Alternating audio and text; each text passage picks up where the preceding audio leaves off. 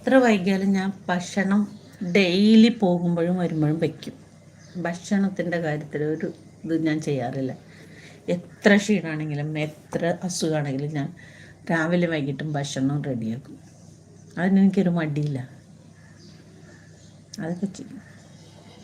ഇപ്പം പോകാൻ റെഡിയാണ്. ഇപ്പം ചങ്കി ഇരുന്നുകൊണ്ട് ഞാൻ വർത്താനം പറഞ്ഞ് ഞാൻ റെഡി ആയി തുടങ്ങുകയാണ്. ഇപ്പോൾ എത്ര മണി? 10 മണിയാകുമ്പോഴേ പോകും. 10 മണിയാകുമ്പോഴേ പോകും.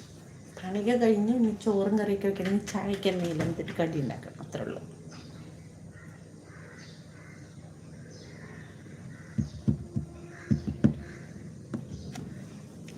ചായക്ക് എന്തെങ്കിലും ഒരു കടി ഉണ്ടാക്കണം, അത്ര ബാക്കി കുഴപ്പമൊന്നുമില്ല.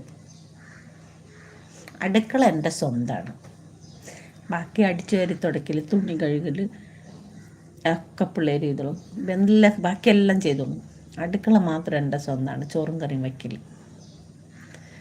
ഭക്ഷണം ഉണ്ടാക്കൽ, അത് കല്യാണം കഴിഞ്ഞ് അന്ന് ഏറ്റെടുത്താണെങ്കിൽ എൻ്റെ കല്യാണം കഴിഞ്ഞ് അന്ന് ഏറ്റെടുത്താണെന്നാണ് കിച്ചൺ.